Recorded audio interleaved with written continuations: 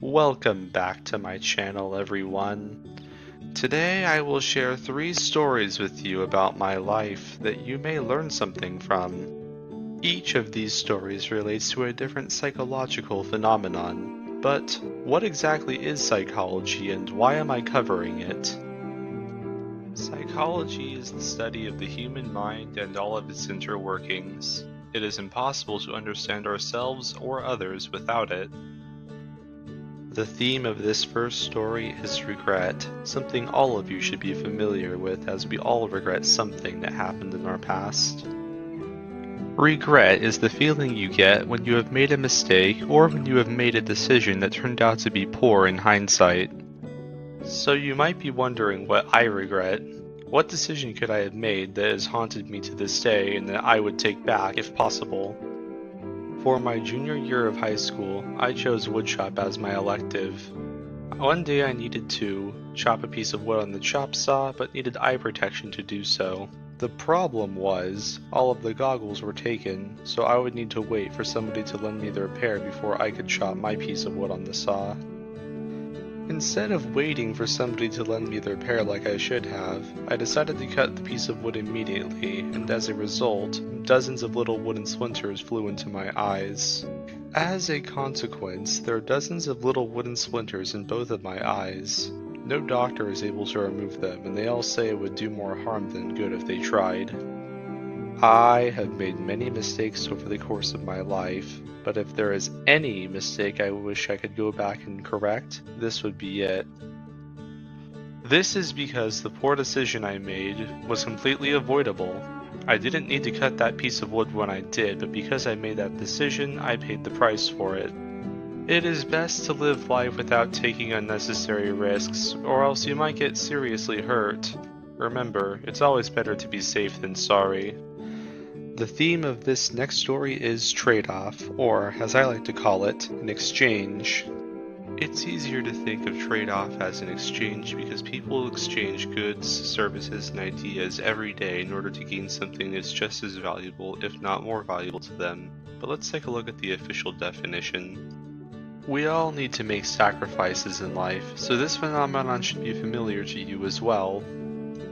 My experiences with trade-off go back to whenever I used to diet in an effort to gain a healthier body, with some marginal success. When one diets, they must stick to eating healthier food in the short term in order to achieve a healthier body in the long run. Dieting made me feel good because I knew it was good for me, and I knew it would make me happier and healthier in the long run. Dieting taught me the importance of patience and perseverance. These things helped me get through my dieting cycles as well as other trying times in my life. Trade-off taught me that it is sometimes necessary to sacrifice the pleasures of today for a better tomorrow. But more importantly, trade-off taught me that the things I find valuable in life may actually be harmful to me, which is something I think everybody should think about. The theme of this final story is public self-awareness, and about the lies we tell ourselves as well as others. The self is what we imagine it to be. Many people will think of themselves a certain way and then that is what they become. I think, therefore I am. People will also adopt personas in an effort to portray themselves a certain way so they will be seen a certain way by others, but as I would learn, this is only dishonest and will lead to consequences later on. Since the 4th grade, I have done well in every subject except math. While my peers always did well, I always struggled. This always made me feel insecure, like I was an idiot, and I didn't want people to think that way about me. I started acting like I was smarter than I truly was in an effort to convince everybody that I was indeed smart. After all, if they believed I was smart, they wouldn't think to call me an idiot. A lot of people fell for the charade, including myself, and I thought everything was fine. But unfortunately, some of my friends didn't fall for this and eventually called me out on it. This made me realize that the way I believed people saw me was different from how they actually saw me. There was clearly a disconnect between myself and the people around me.